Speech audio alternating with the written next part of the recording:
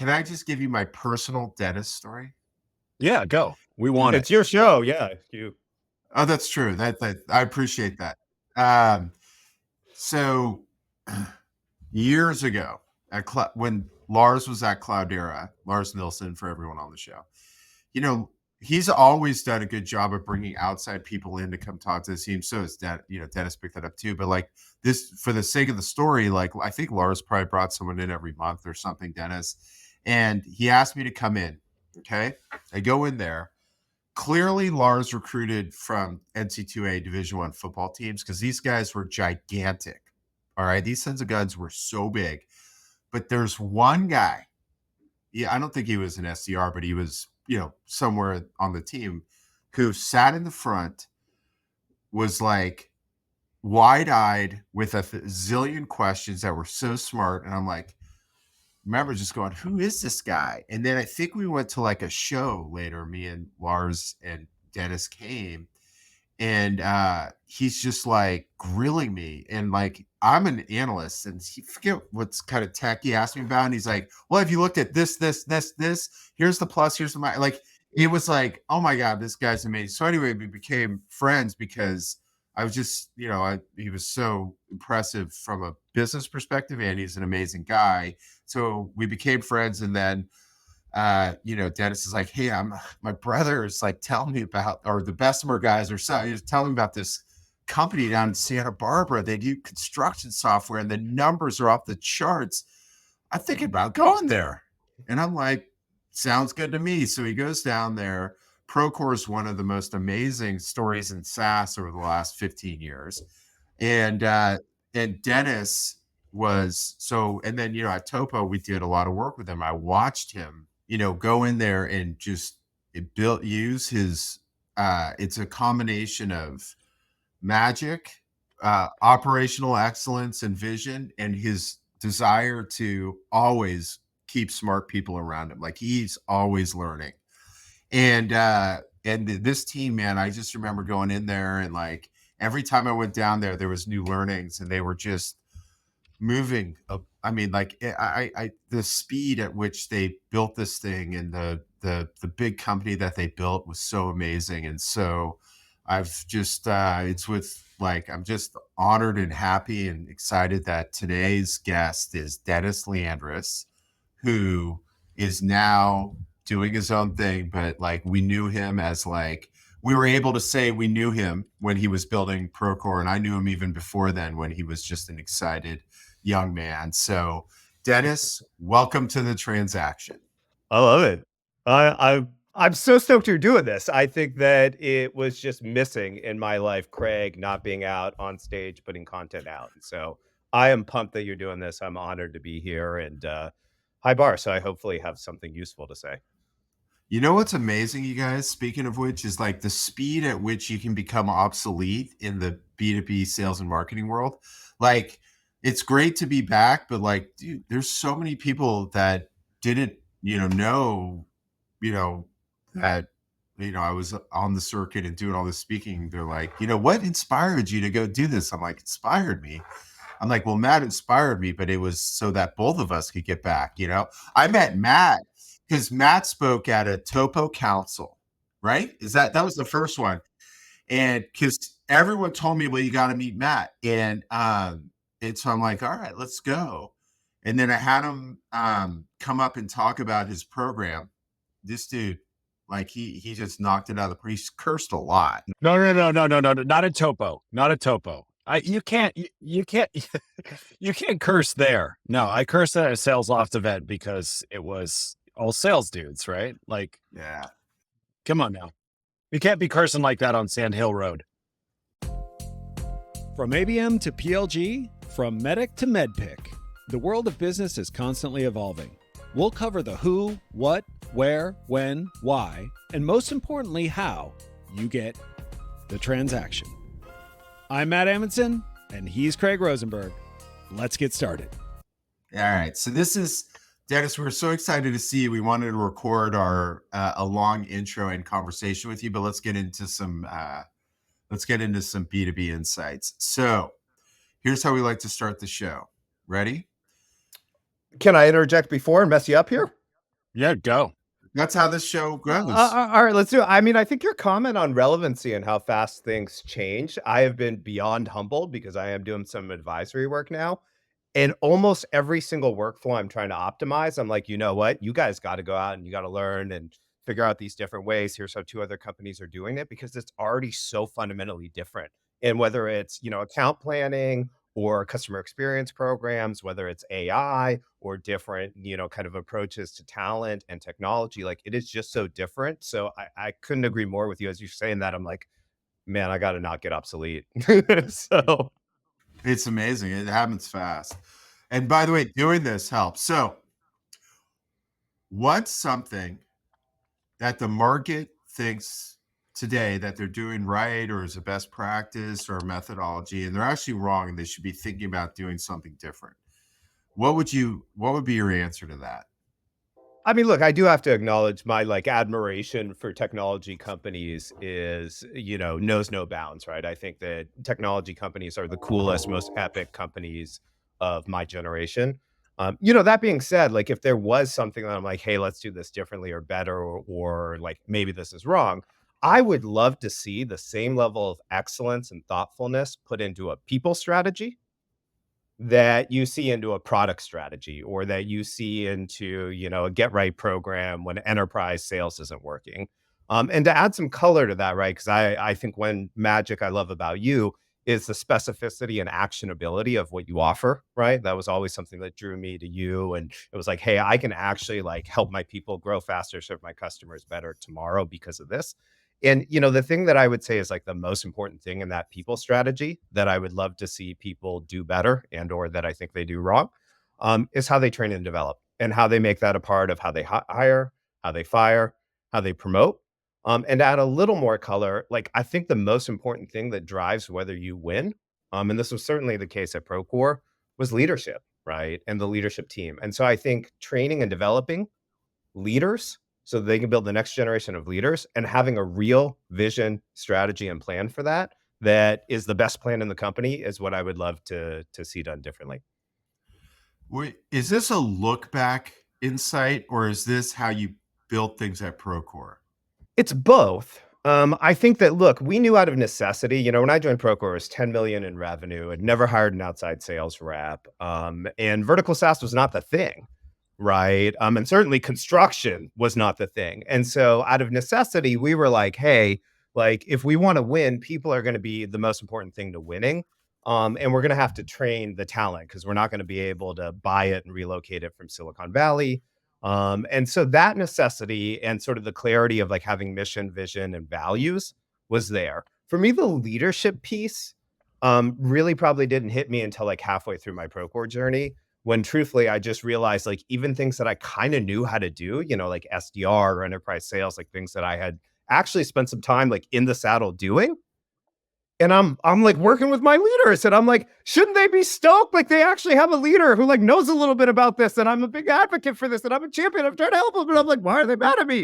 I'm like, oh, right. I should be figuring out how to do a totally different thing, which is lead them, bring together, a bunch of different teams. And so to answer your question, it was certainly a lot of clarity that attracted me to Procore about people, about, vision, values. It was a humbling set of failures that I think brought me to the clarity that leadership is its own thing to learn and do. And that, my work was going to be all about building the next generation of leaders and truthfully, making myself a better leader. So I do think the market's not thinking about that. So I would agree on, I would agree on that opening salvo. That was dead on, right? So let's just go kind of through the various elements of it. Is that cool? Because I think I think it's one, people's one of those things, or culture is one of those things, is have a good culture. It's oh, thanks. Yeah. I mean, that was very helpful platitude. Yeah. Yeah. Be smarter. You're like, thanks. Yeah.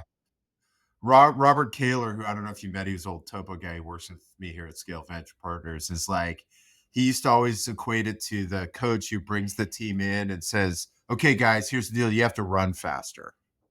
And okay, good tip. Thank you. Play harder. Okay. So, so you mentioned first hiring, I think, or should we start there? Is there a big overview type of approach here that we start with, and then we look at the various elements, or should we start from the start, which is like, who do you hire?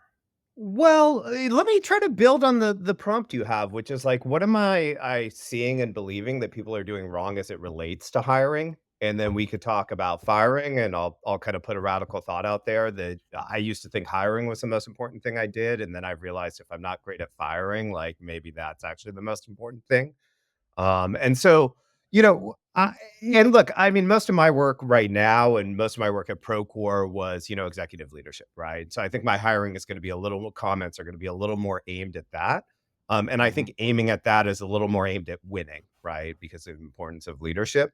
So, I'd say within hiring, like to me, what I'm seeing folks not doing as much is the deep vetting for the people skills. And let me give an example again, because I agree with you. It's like culture, and you're like kombucha. No, that's not it, right?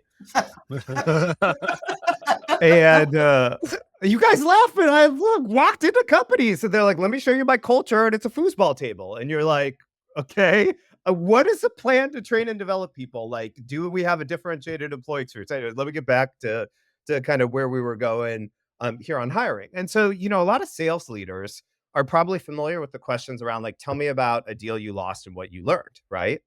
Okay, well, how often are we asking about like, tell me about a manager you hired that didn't work out, what you learned from it? Right? How often are we holding people to a really high standard for their ability to develop and train and have, successors ready for themselves, right? And are we asking those questions? I also think that you can actually vet for things like curiosity and humility and a growth mindset, right? And yet I see this in almost no interview panels, right? There's not like one or two humans who are like, my sole job is to vet this person on people skills, leadership, growth mindset.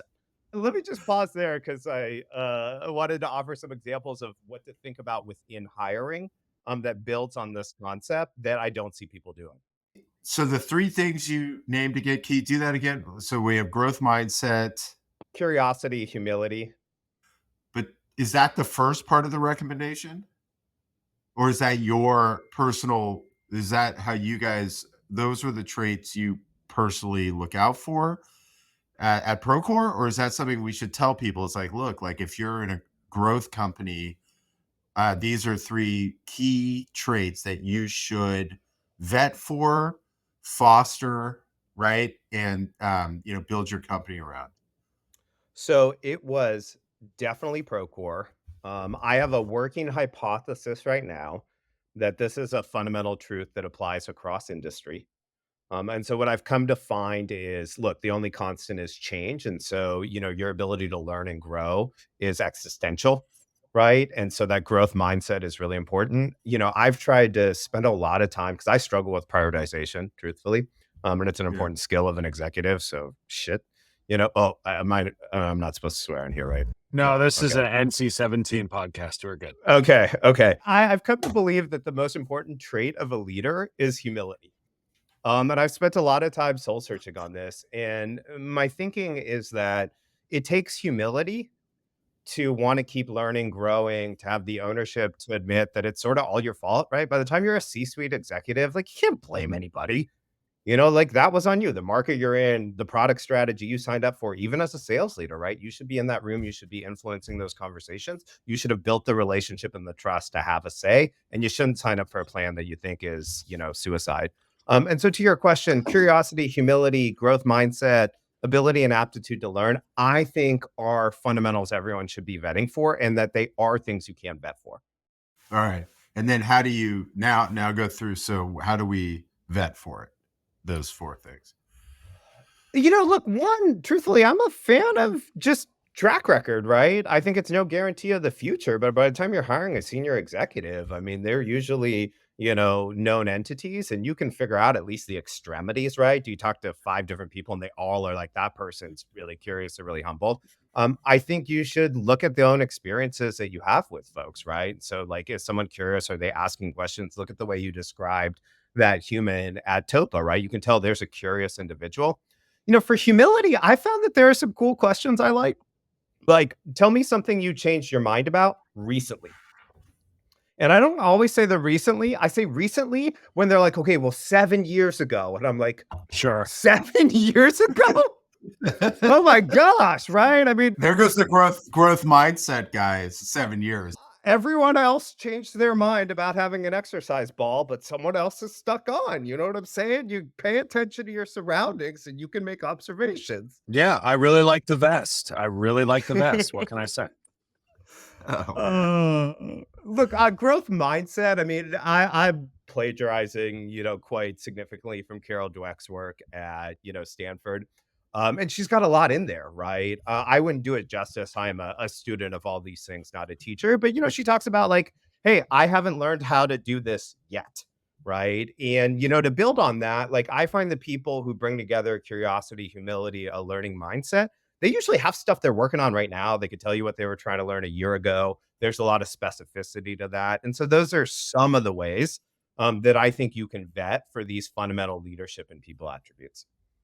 So, Dennis, one of the things that I'm hearing from a lot of people is that as they're hiring sales reps, they are really trying to determine their level of curiosity. And I think this is especially true in like sort of emerging markets, right? Where you have to ask a lot of questions. You have to be curious, not just about like, what is somebody trying to solve with the product that they're trying to buy, but like, what is their strategy and like, what is happening within their organization? Where are they in their digital transformation journey? What's getting them stuck and whatnot? But I feel like there is a lack of here's actually how you test for curiosity because, when you're hiring sales reps, like, are they asking questions on the calls, right? Like, but I think so much of that has become a canned portion of an interview process where sales reps are just going to ask lots of questions. And then you sort of get them in seat and they're not all that curious. They're like, hey, actually, I would need to follow this playbook. And I don't know why I would want to ask that question. And it doesn't really seem like they're curious. And I don't know if I don't know if the problem is that they want to adhere to a process or we didn't actually figure out if they are a curious person or not. So did we beat the curiosity out of them with a rigid process or were we unable to determine in the midst of our evaluation cycle of them as an employee if they were actually curious or not? I'd love your thoughts. It's hard, and I think that, to build on a sort of seed I planted earlier, I mean, I think this is why firing is so important, right? Because you can vet for it throughout the hiring process. I do think, and I know this is a horrible answer, but like curiosity sort of has a scent to it. And when it's inauthentic, you sort of know, you're kind of like, are these like the same questions you ask everyone? And again, I think that, in addition to behavioral situational interviewing, like asking folks, what are some things they're curious about right now? And like, where has their curiosity led them to passion and led them to excellence? Again, even with sales reps, they've usually got some track record in the workforce and asking about that. But truthfully, I haven't found like a sort of panacea where I'm like, hey, it's this thing. What I have found is that if you build a culture of learners who are very curious, right? Because you can't decouple curiosity and learning.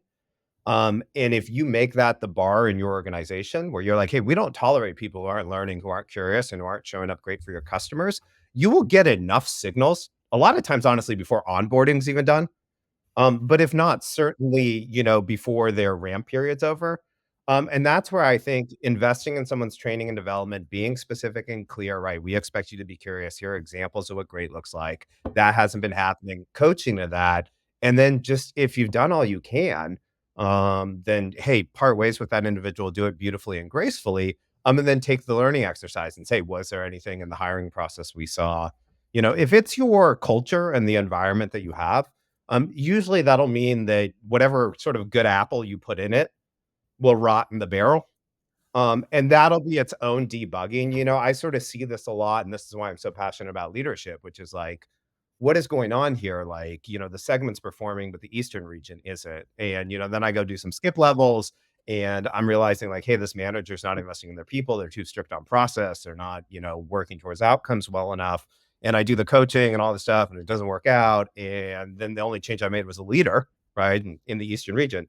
And that team starts performing. And so you usually can see, right, if it's a structural, like every, sort of apple in the barrel, if that makes sense.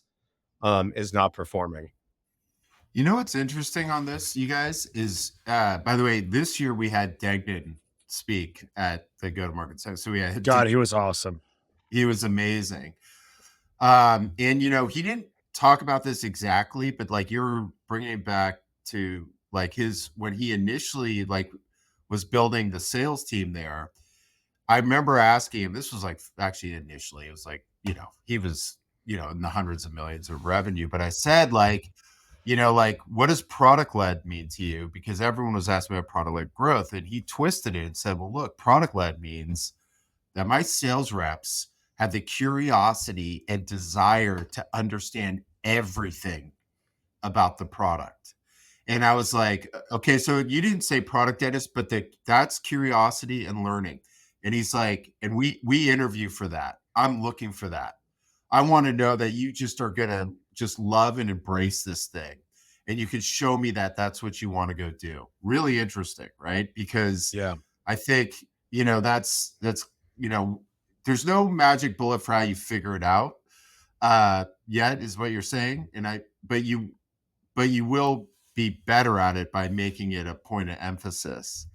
So he said it in a different way, but it's the same idea, right? They're testing to see, for them, it was something about product, but it was still a test against the desire to be curious and to learn and to embrace and to do that in the interview cycle. And then the second part is like, he said, look, I'm going to go out and personally certify every single frontline manager. I love that. Yeah. Yeah. And he's like, I don't want anybody who's just going to push spreadsheets managing my team. I want people that love and embrace the product and can pitch. They're not going to be able to train anybody if they can't pitch. And so anyway, just a second example that sort of falls into it, not said the way you said it, but the same concepts and ideas. Yeah, I mean, he's a really talented individual, and I'd love to get Matt's thought on this. But to build on what you're saying, one thing I've encouraged CEOs to do as they're hiring executives is have a mix of stuff you expect this executive to come in and know, and see how epic that is, right? That's just kind of horizontal. Like, any marketing leader should have a good understanding of how to create unique value-based messaging that's really differentiated, really compelling, but also test and challenge for their learning and their curiosity towards your specific business. And so plant some stuff in there that's like, hey, we're struggling with this problem, and it's not a problem you could have faced before. And I want to hear and understand how you think through solving this. And you'll learn a lot. I like that one. Yeah. Yeah. So I've been building that into the hiring processes I'm working with as I'm advising, so that they get to see both of those things. Like, hey, you should be really good at this, so I want to see some mastery, and you should be able to be curious, hungry, learn, and think through this. And I want to see that curiosity. And truthfully, you see humility too. Sometimes people come back in the process, they're like, I don't know, I nailed it. Like, here's all the stuff I did. Like, would you mind helping me? And I love that from a senior executive. Yeah. Yeah.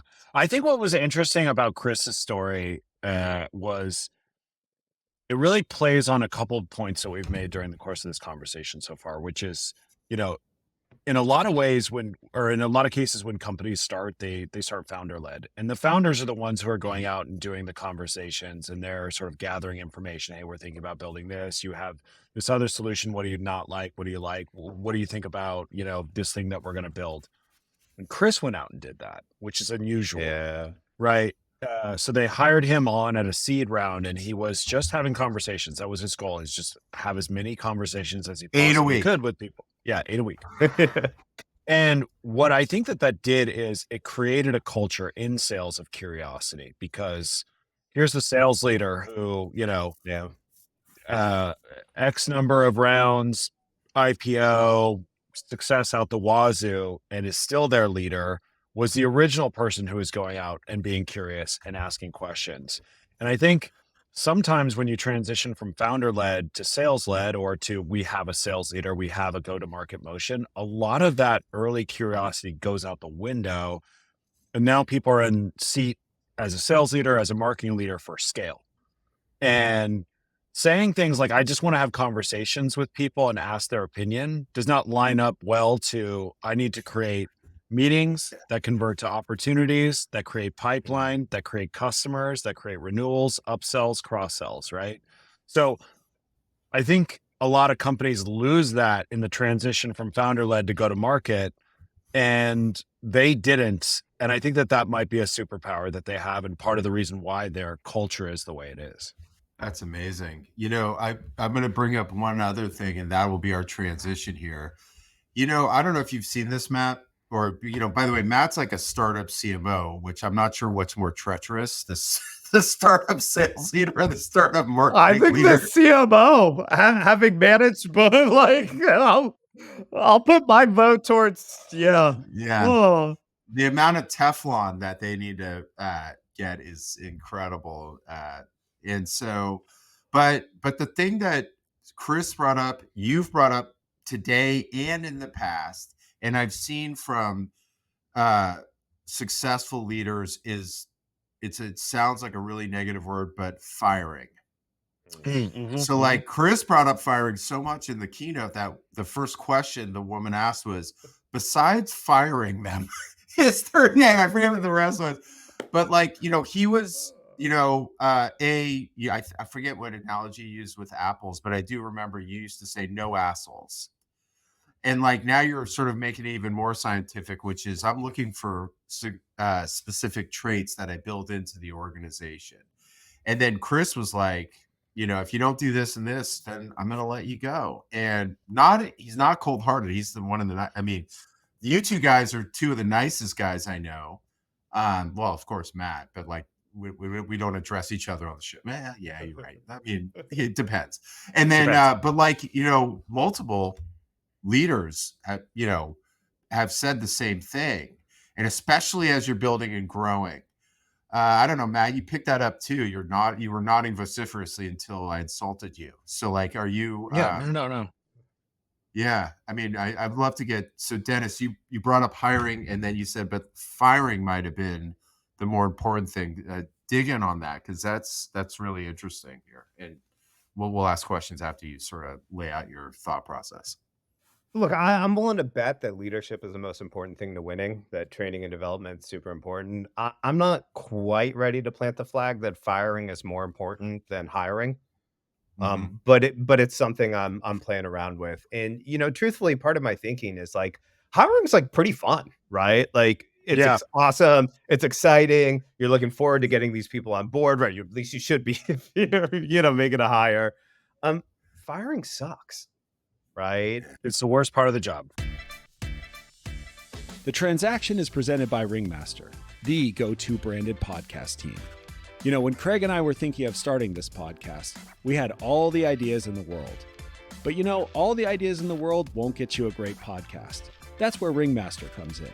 They handle the creative, book guests, and do all the production for the podcast so we can focus on what we do best, talk to one another and our amazing guests.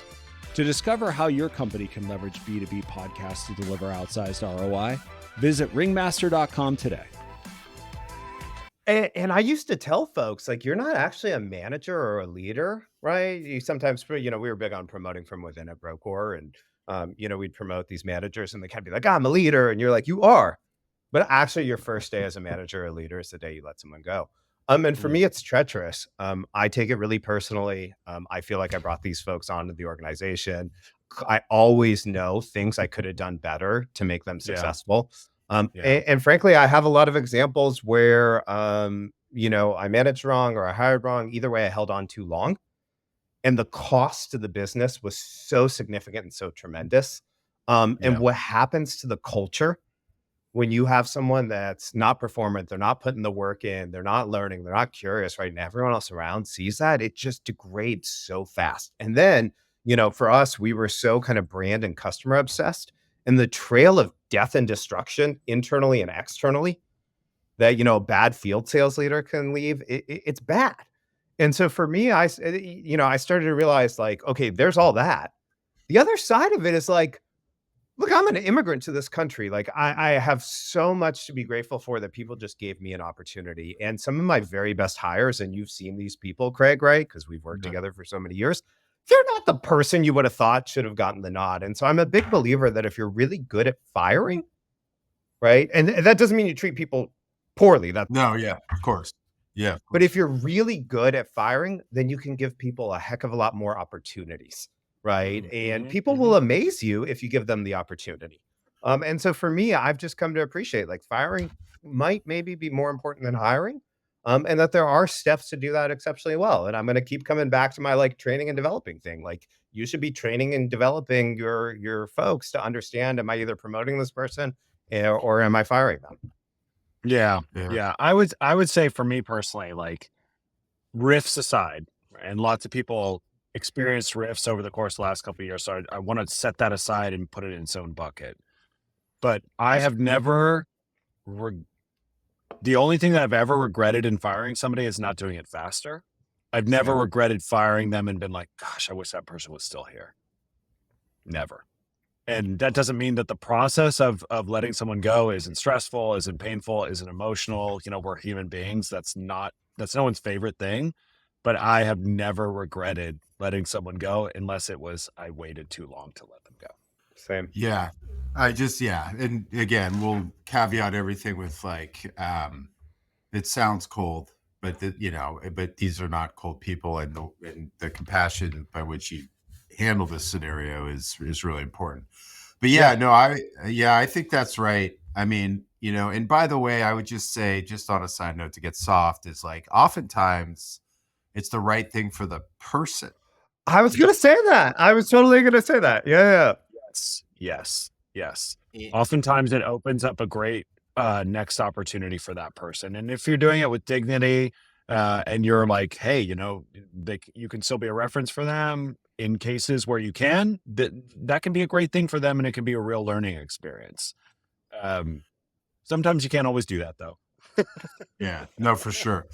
Yeah. Okay, I love that. And then, all right, so the learning and development, this was intriguing because you spoke last year at our Good Work Summit, and what was really interesting was that sort of how your steady state and how you develop leaders fit those traits that you're looking for, curiosity and learning, etc. And so I'd love to hear about that, because so we have all these like sort of segments of your initial statement. This is also an area where we don't spend enough time thinking about on the people side, which is like learning and development is very traditional. It's like, can you go through the new products, and all the sort of various features and functions and enhancements. But you talk about something different, which is continuing to sort of foster those traits that you believe drive a growing organization. So I'd love to hear more specific examples around that, and how you built the learning and enablement environment to support those things. Gosh, I could go a lot of places with this. So maybe if you two could help guide me on what might be most, useful. I mean, I've, my last several years at Procore, poured all my energy into learning and development around leadership.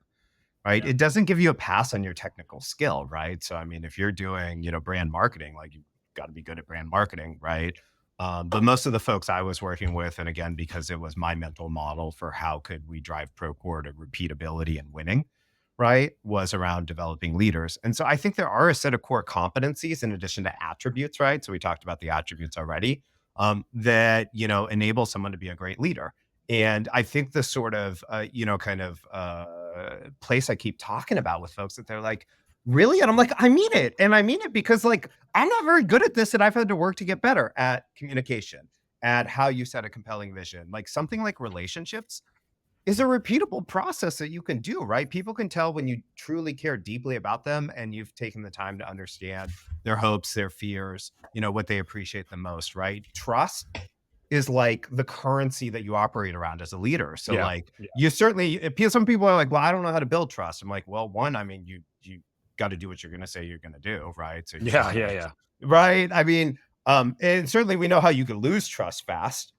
Right. And there are, variables that I've learned to play with, like, hey, when things aren't going well with my leadership team, and I want to, develop, I'll increase the frequency of communication, because just, similar to marketing, right, where it's like reach and frequency matter, the same thing happens with people. Like, no, I've talked to this person lots and lots of times. And so, for me on the developing and training leaders, like there are some things that I'm like, I think everyone can do this, right? Can everyone get better at communication?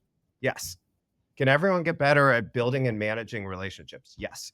Can everyone get better at strategy and or prioritization and driving execution? Like, I think so. Can everyone get better at decision making? Right. And like, there's so many of these frameworks. I can talk about the one that like we used at Procore that we liked. Can everyone get better at resolving people problems? I think so, right? Like you can seek to understand before being understood. You can escalate things in a way that are awesome instead of not so awesome, right? And I can talk about these things. So I don't know if you want me to talk more about like sales competencies and how we built and enabled those, but the thing that I think isn't being done, right? The thing that I'm like, hey, this seems kind of wrong is the investment in repeatable ways to scale and develop leaders. And those are some of the examples of what goes into like a leadership development program. Well, I'll let Matt sort of choose which one he wants to dig in on, but can I just tell you guys a funny one I thought of as you were talking? So Keenan, years ago was talking about sales leadership with me, and he's like, do you know I was a sales leader for 20 years before I became a consultant, and nobody ever asked me about my leadership ability? Well, but that's my point. Hey, why did you say that earlier? We were talking about hiring. I was thinking, well, because, dude, you start talking to them like, dude, like these things that you're talking about are things that we neglect. Yeah. Oh, yeah. Yeah. Well, the irony is they're also the most important things. Sorry, Matt. Sorry, I get fired up. Yeah. I mean, I think one of the things is like, I believe wholeheartedly, you and I had a conversation the other day. I believe wholeheartedly in the concept of like developing strong leaders and also developing really strong second line leaders. Like, I think that is really important. The thing that I think a lot of companies get wrong is there's certain bits of information that they don't like to share with the company because they think the company doesn't want to hear it. And I don't mean like ooh, what's the ugly truth? Like what's hidden behind that closet in your living room? Like it's a lot of dirty clothes or whatever. I don't know what, like what skeletons. But like one of the things that I found so beneficial during my time at Marketo was how transparent Phil and Fred and Bill Bench were around like what was actually happening at our company and the process leading up to our IPO. And it's like, hey, we filed our S1. This is what an S1 is. This is what a process looks like. This is what a roadshow looks like. And I'm like sitting there and I'm an SDR leader and I have no business being explained this to me. And there's no reason why I should have been in the room for that other than they wanted to share that process with us. And like, I learned what all those things meant. And then later on in my career, when, I was at a company being acquired by private equity, I got to learn what that meant because they were very transparent about the process.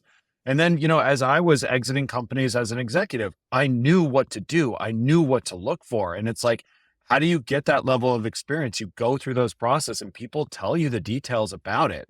And like, I understand developing leadership, but like developing leaders for the, 10 years in the future starts with giving people access to this kind of information because it's really not out there. We're training our people to book meetings and send emails and, ask for the close and like, here's what colors are complementary and, put this above the fold and here's the CTA.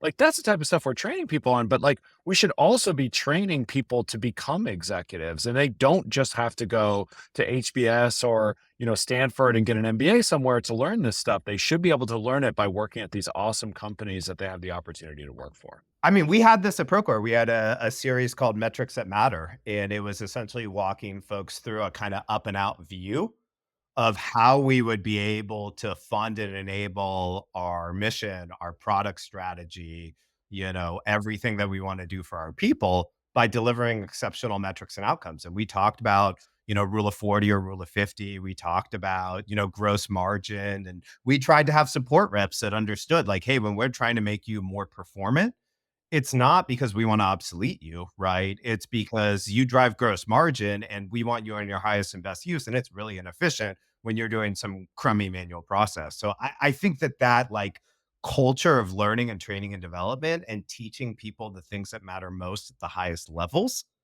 is what creates a generation of leaders. And like, it's also, the tactical suggestion I would offer here is like, it's actually not a ton of extra work to do that. you're already kind of thinking through that. You're already like, and so now it's just package it up. It's like the same way. I don't know. I'd love your guys' thoughts on this, but with sales training, sometimes it's like, let's just get like the best rep or the best manager who does this, and let's have them record what they do. And these days, and this is the kind of things are changing fast. These days now you can have AI grade someone's certification, and it's pretty good, right? And so I do think that the way I kind of framed this was like, look, the more you solve the most important problems in the company, the more you matter. Yeah. And in order to understand the most important problems in the company, you have to understand business. You have to have a financial acumen, and these are all the things when we talk about executives that you're like, look, this is how I can tell if someone's curious and hungry. A lot of sales leaders, marketing leaders don't come up knowing this stuff. It doesn't mean they don't have the potential to learn it, but there's a learning objective and something you can check back in. And by the way, they're going to be so much more understanding where you're like, oh, might have to do a riff, right? If they truly understand the most important metrics in the business and how this does or doesn't enable you to keep driving the mission and the vision forward. Yeah.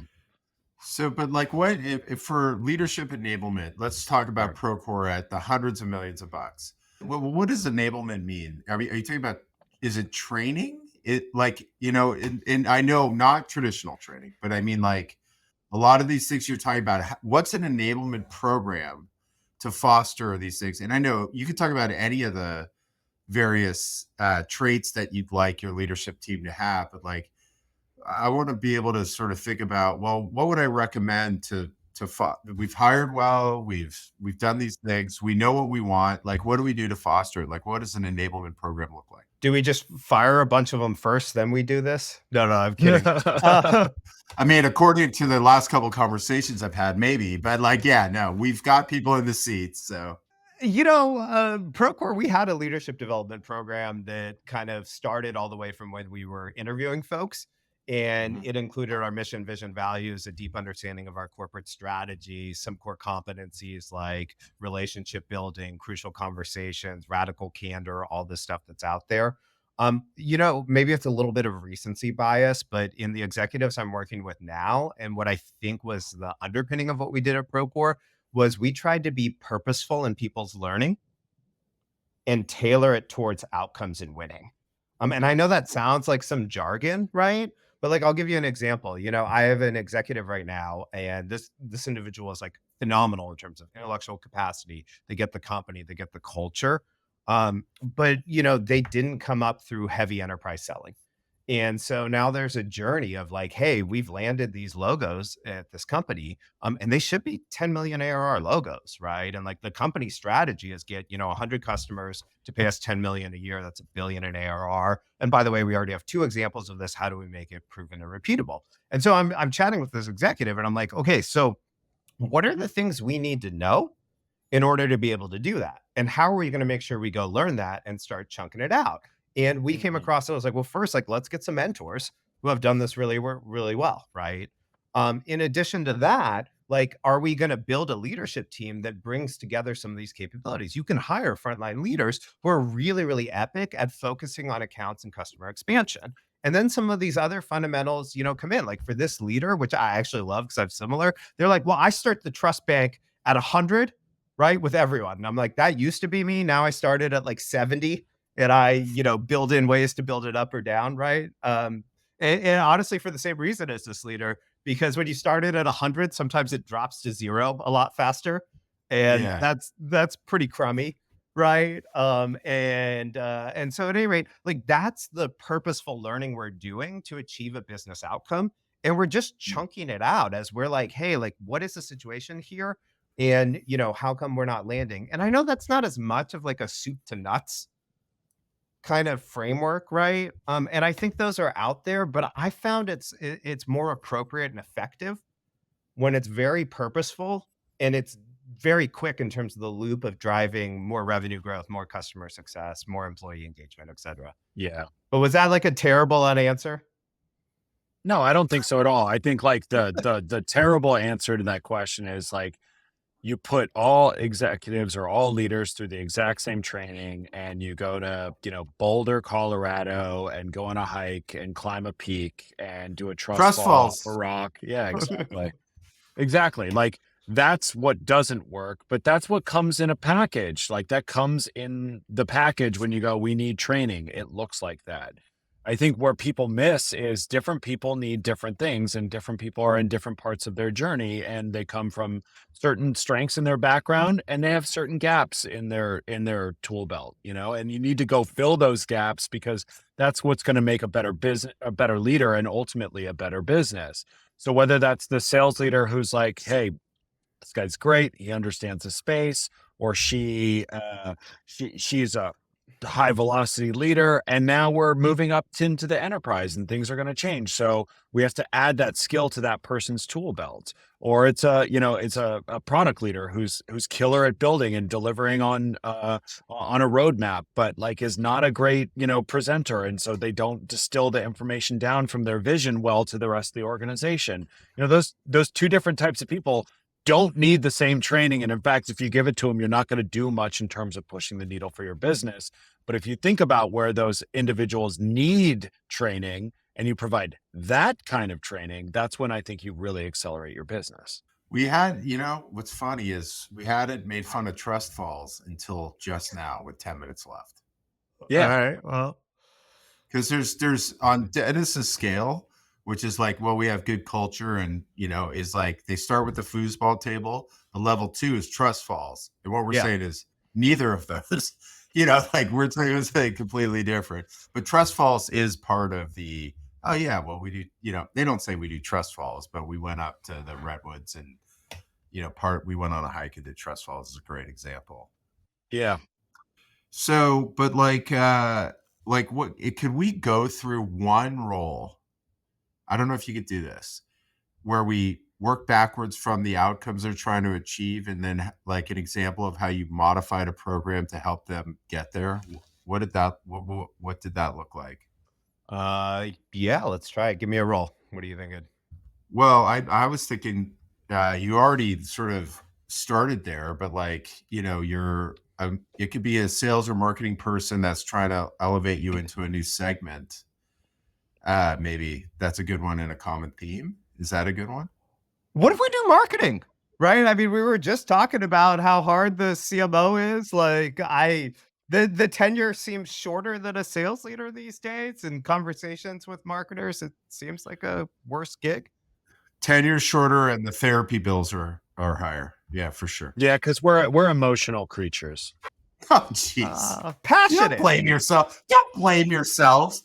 You're supposed to blame the market, not yourselves, but I appreciate it. Passion's an emotion, Dennis. Passion's an emotion. Words matter. Words matter. They do. Framing matters. So look, I think when I get a marketer online, especially again, most of my way too many years at this point are senior leaders, right? I think there are core areas of excellence in marketing that reflect on the technical skill side, right? And no one person's going to be a master in all of those, but I do think you have to have a working knowledge of those things, right? And so like you two help me out here, but I think the pillars we could quickly align on, right, is demand gen, product marketing. I mean, those are probably two really important crown jewels. Depending on the marketing organization, comms, and I would maybe frame internal comms, external comms, and IR as some branches under that. Brand would be another one.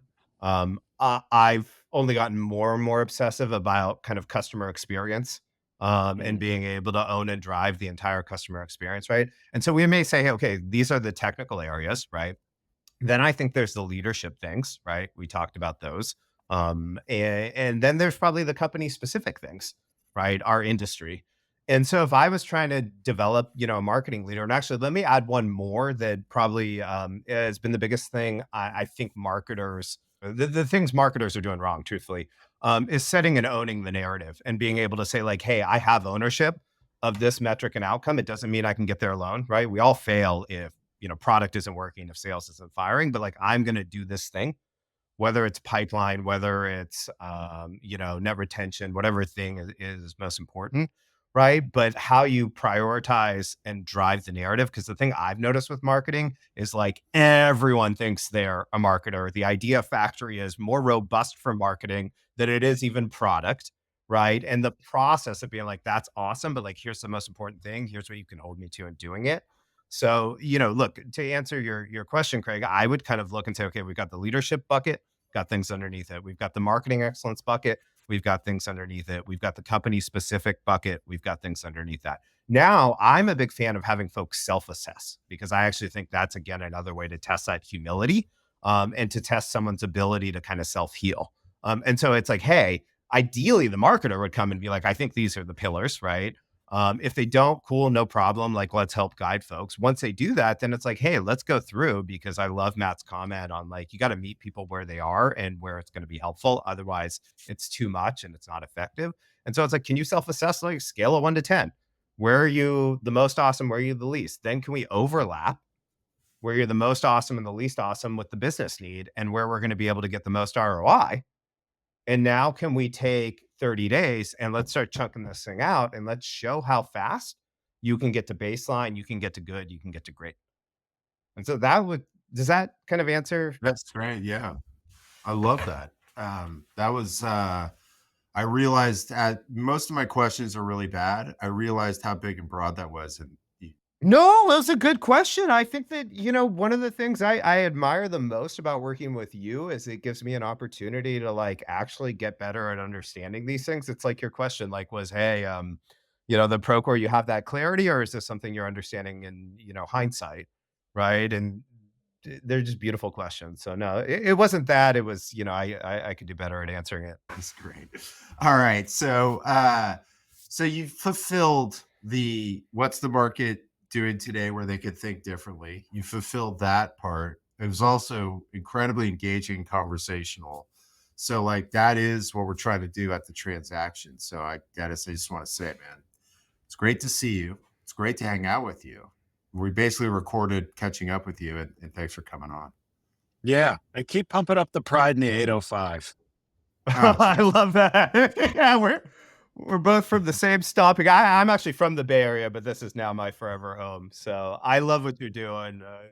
I appreciate you guys. It's one of the greatest places on earth. Thanks, brother. Oh, Santa. Appreciate Yeah. it. All right. See you guys. All right, guys. Thanks for joining us for another episode of The Transaction. Craig and I really appreciate the fact that you've listened all the way to the end. What are you actually doing here?